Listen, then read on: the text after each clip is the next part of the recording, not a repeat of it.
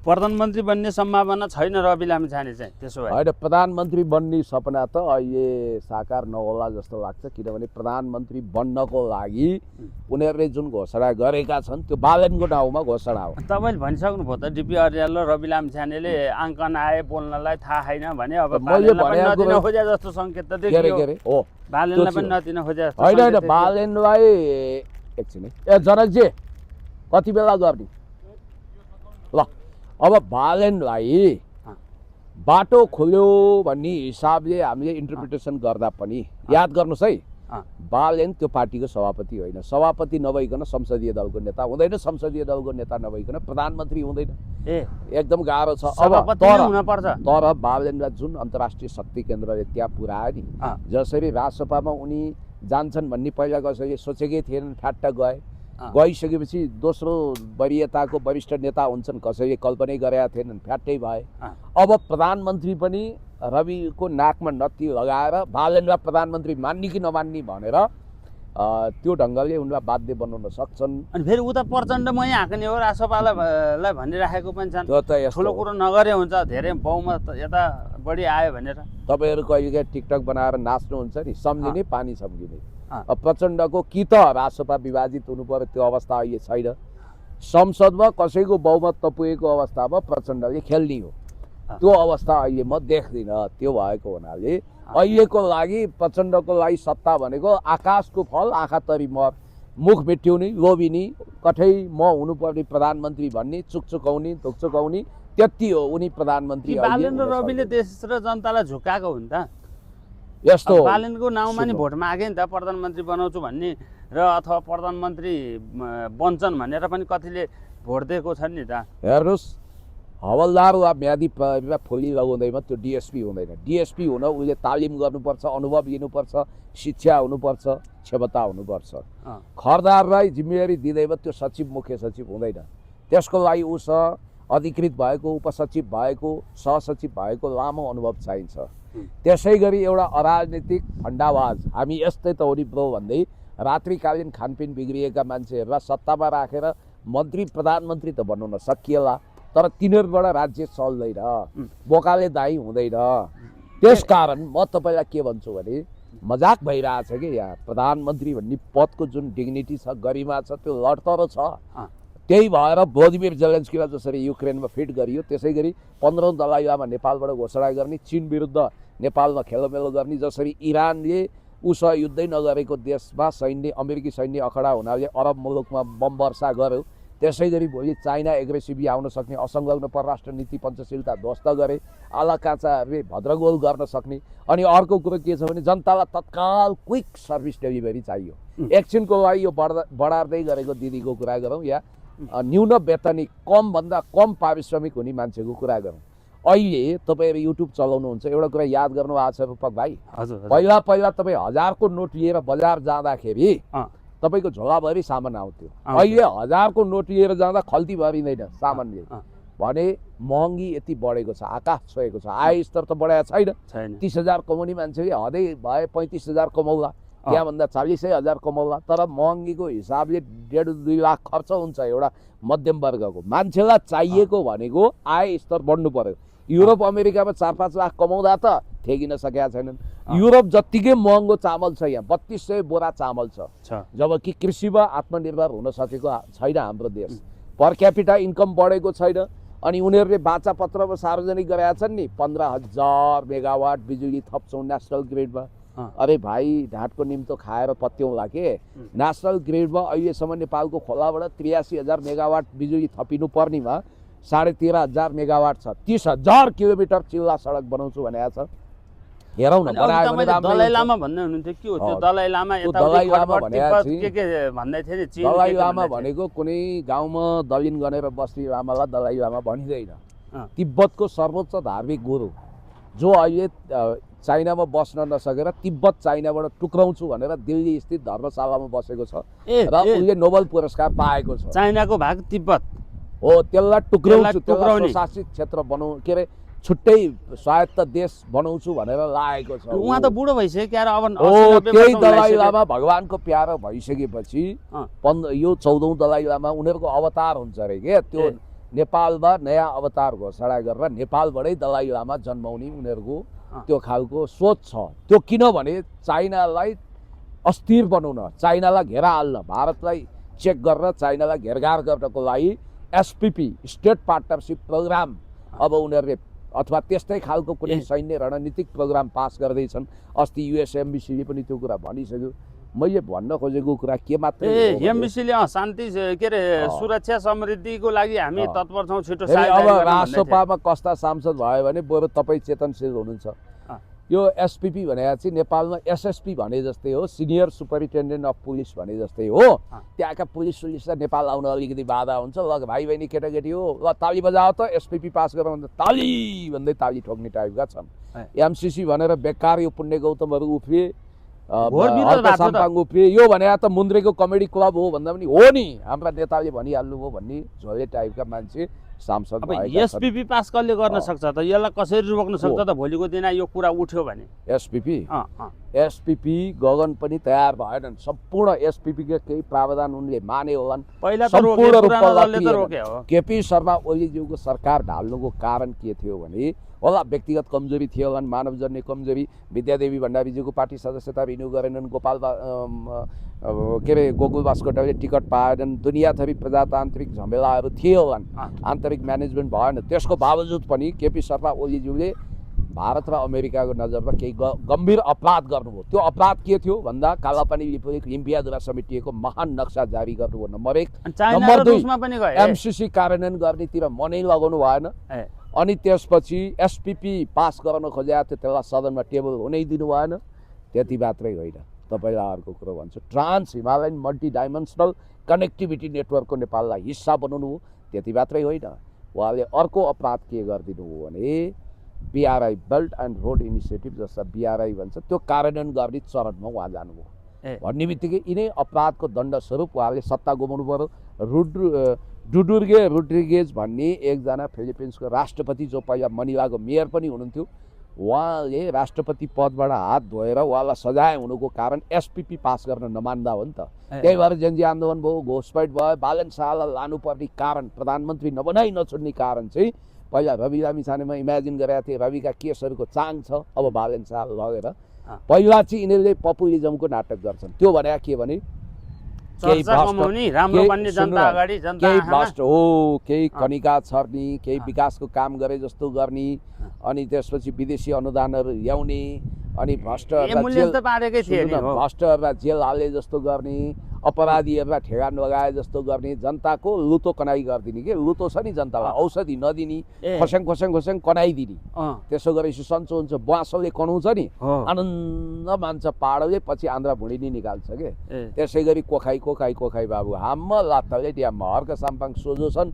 अब फकाउने, गाजर रट्टी देखाउने काम पनि गर्छन्। हो, त्यो पछि जनतालाई अफिमको नसामा भुल्याए जस्तो लट्ठ बनाइदिने। त्यही आडमा एमसिसी एसपिपी पास गर्ने यिनीहरूको एसपिपी वा त्यस्तै किसिमको एसपिपी बदनाम छ, त्यस्तै प्रकृतिको कुनै प्रोजेक्ट पास गर्नेमा यिनीहरूको ध्यान छ। डेन्जर छ अमेरिका सेना नेपालमा आउनु, क्याम्प बनाएर बस्नुमा। अब अर्थमन्त्रीमा स्वर्णिम वाग्ले भनेका छन् हैन त, पहिले बजेट भाषण लेख्नु डाक्टर साहब बजेट लेख्नु भने। तर त्यही राष्ट्रपालले के भनेको छ, हामी सदन बाहिर संसदमा नभएका मान्छे विज्ञहरूबाट मन्त्री बनाउँछौ भनेको छ नि। कुरा बुझ्नुभयो? विज्ञबाट मन्त्री बनाउँछु भने को त भन्दा अब विज्ञता कोसँग छ? फरेन अफेयर्सको विज्ञता भएको मान्छेलाई फरेन मिनिस्टर बनाउने, डिफेन्स मामिलामा विज्ञ भएको मान्छेलाई डिफेन्स मिनिस्टर बनाउने, अनि त्यसपछि तपाईँको कृषि सम्बन्धी विज्ञता छ भने कृषि मन्त्री बनाउने भनेको। त्यो भने पार्लियामेन्ट बाहिरको मान्छेलाई मन्त्रीमा लाने भनेको हो। त्यही त यहाँ कन्ट्रोभर्सियल छ। चुनावमा नजिते मान्छे बाहिरको भनेका छन्। त्यो आधारमा अब भेलुबाजे जस्ता सांसद बनाएका छन् धेरै जसो। बरु त्यो विज्ञता तपाईँमा छ भने तपाईँ पनि युवा खेलकुदको लागि लायक हुनुहुन्छ जस्तो लाग्छ। दबङ हुनुहुन्छ, 6 फिट अग्लो हुनुहुन्छ, ट्राई गर्नुहोस् है, विज्ञबाट बनाउने भनेको छ। राजेन्द्र खड्गी द्वन्द्वमा माहिर हुनुहुन्छ, गृहमन्त्री बनाइदिए भयो। अब कोकललाई कलौटे भन्ने छन् नि एकजना, सचिन परियारको बुवा तेजेन्द्र परियार कलौटेलाई संस्कृति मन्त्री बनाइदिए भयो। विज्ञहरू त बाहिर थुप्रो छन् त। अनि यतातिर अब एकातिर तपाईँको चर्चा के छ भने अब तपाईँले भनेअनुसार त केपी ओली देशभक्ति राष्ट्रभक्ति भाव र एसपिपी पास गर्न भाव र निकाले सरकार ढलायो भने हन्, तर जनताहरू त खुसी छन् त, पत्ता साफ बनायौँ हामीले एमालेलाई भनेर। कहिलेकाहीँ के हुन्छ भने तपाईँको नि तपाईँको सक्ने जेरोमा आयो अब खुसी के नि तपाईँको लागि घातक हुन सक्छ। कि अब तपाईँ राष्ट्रपति जाने एकताको होइन, रवि म त- लामछानेलाई समर्थन गर्दै हुनुहुन्थ्यो, होइन, प्रधानमन्त्री म त- पञ्च रवि भन्दै हुनुहुन्थ्यो। मेरा आफन्त पनि हुन् कि बिचरा दुःख पाए भनेर गरे हो, सुखको बेला साथ दिने त हजार हुन्छन्। म मानवीय मान्छे हो, करुणाशील मान्छे हो, तर यिनीहरूको गलत नीतिमा म कहिल्यै पनि समर्थन गर्दिनँ। म त्यस्तो पिपलपाती भएर ढल्किने देशलाई आँच आउने राष्ट्रघातीतिर तपाईँ लाग्नुहुन्न, देशलाई आँच आउने कुरो बुझ्नुहुन्न कि राष्ट्रघाती क्या? 12 वर्ष रामायण पढाए, सीता कसको जोई हनुमानको भने जस्तो। अहिलेदेखि मैले केमा सङ्केत गरेको छु?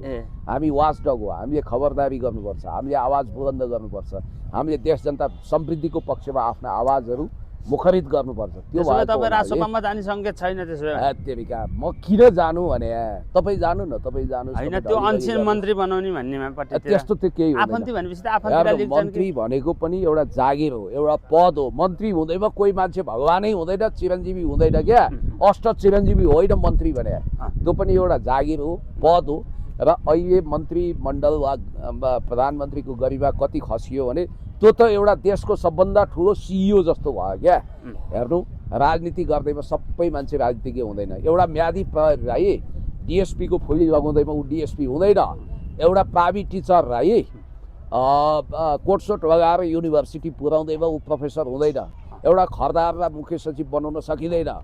मेडिकलमा दोकानमा बस्ने मान्छे एमबिबिएस डक्टर वा एमडी हुँदैन, दबाई बेच्न जान्दैन। त्यसको लागि विज्ञता चाहिन्छ, क्षमता चाहिन्छ, दक्षता चाहिन्छ। स्वर्गीय भेलु बाजे बाँचेको भए सायद अहिले सांसद हुनुहुन्थ्यो होला। धेरै मतले झापामा केपी ओलीले हारिसकेपछि उहाँ रुनुभयो। तपाईँ कतिको रुनुभयो? खै मैले रोएको त देखिनँ। तपाईँले कहाँ देख्नु? अलि नम्र उठ्यो कि अनुहार अलि उठ्यो कि? अब त्यो किन राजनीति गर्ने मान्छेमा धैर्यता हुन्छ कि देश बिगार्ने भएर मलिन भाव हो कि? एउटा कुरा के भने नि, केपी शर्मा ओलीज्यू कानुनी रूपमा फस्ने भइदिया भए अस्ति सोझो कर्तव्यनिष्ठ आइजी चन्द्रकुमार खापुङको कुरा सुन्नु भएन? उहाँले प्रष्ट भनिदिनु भयो त, प्रधानमन्त्रीले चेन अफ कमान्ड अनुसार आदेश दिँदैन, आदेश दिने निकाय अर्कै हो त्यही भएको हुनाले उहाँको नाम आछ भन्छन् प्रतिवेदनमा। के हो? प्रतिवेदनमा आयो, प्रतिवेदन पूर्वाग्रही आएन, एकपक्षीय छ भन्ने कुरा आएन। 24 गतेको अनुसन्धान गर्ला कि नगर्ला? अब त्योसम्म दुस्साहस गर्न सक्छ, तर फैसला सुनाउने त अदालत। अघि अदालत। भनिसक्नु भयो अहिले पनिको सरकार राम्रो बन्नको लागि जनता आँखा छारो हाल्नको लागि समाउन सक्छ भनिरहेछन् पनि। होइन, त्यो समौला कि, समायो तर भने के हुन्छ? फैसला गर्ने न्याय दिने क्षेत्र भनेको न्यायालय हो। न्यायालय नै पूर्वाग्रही भयो भने बेग्लै कुरो, मलाई त्यस्तो लाग्दैन।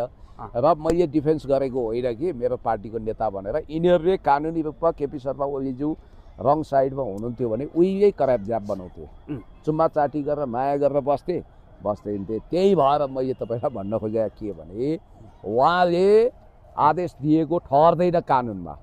त्यो कुरा नठहर्ने हुनाले कानुन त उहाँ फस्ने ठाउँ छैन। चेन अफ कमान्ड भनेको जिल्ला सुरक्षा समितिको प्रमुख सिडिओ हुन्छ, सिडिओबाट आदेश आउँछ, फिल्ड कमान्डरले आदेश दिने काम हुन्छ। कानुन त्यसरी कार्यान्वयन हुन्छ। सरकार ढल्नु र अस्तिको त्यो आन्दोलन घट्नुमा चाहिँ तपाईँलाई को जस्तो दोषी लाग्छ? यसो तपाईँको विचारमा तपाईँले मनन गर्नु भएको छ होला पक्कै पनि। अब यहाँ एउटा मात्रै फ्याक्टर छैन, नेपाल अकल्पनीय पीडा र दुर्घटनामा पर्यो। 50 खर्ब जति सम्पत्तिको नोक्सानी हो। 24 गतेको घटनामा आपराधिक तत्त्वले जसले सिंहदरबार जलाए, जसले बिआइसिसी जलाए, जसले तपाईँको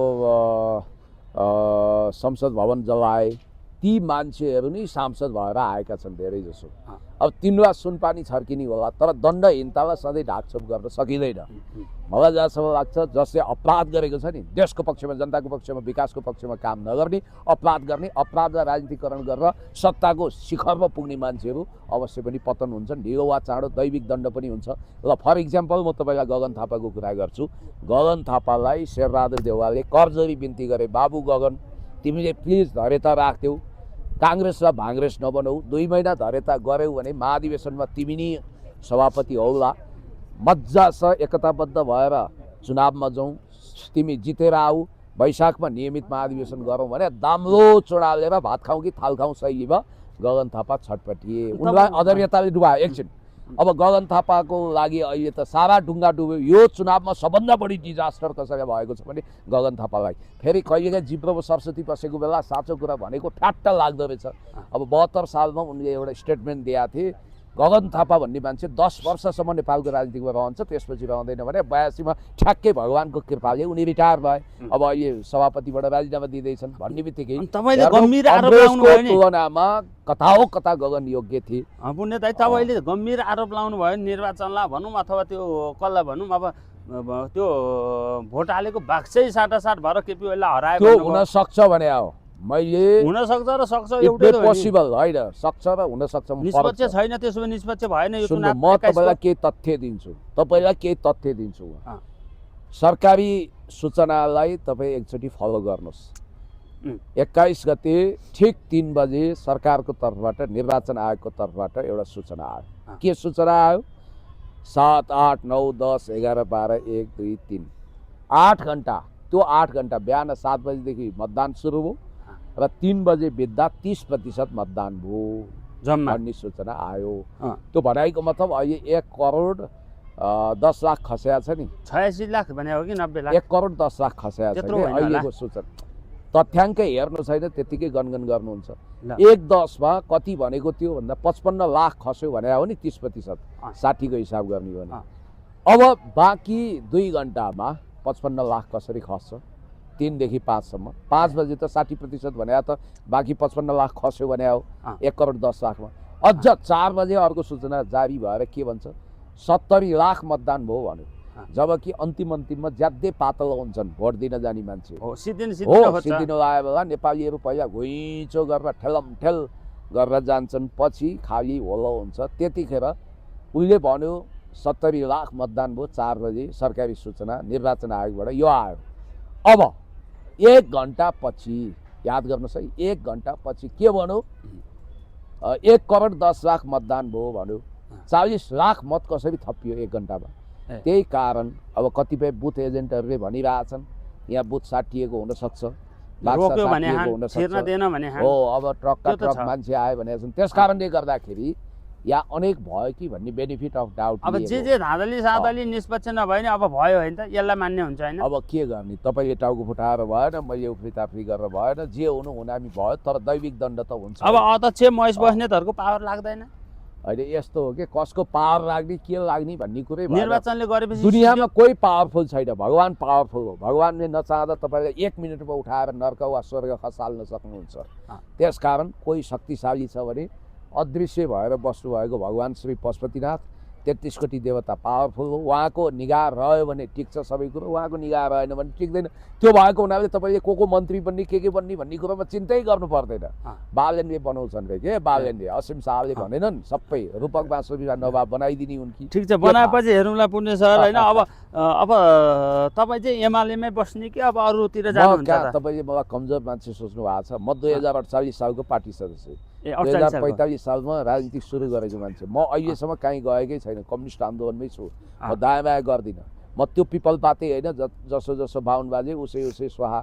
मैले रङ बदल्ने भइदियो यो सरकारको रूपरेखा आउन साथ वाओ बालेन भन्थ्यो होला नि होइन? पहिला जति एमालेको शक्तिमा तपाईँले आवाज बोल्नुहुन्थ्यो त्यो आवाज त अब तपाईँ बोल्न सक्नुहुन्न। किन सकिँदैन? के भएको छ र?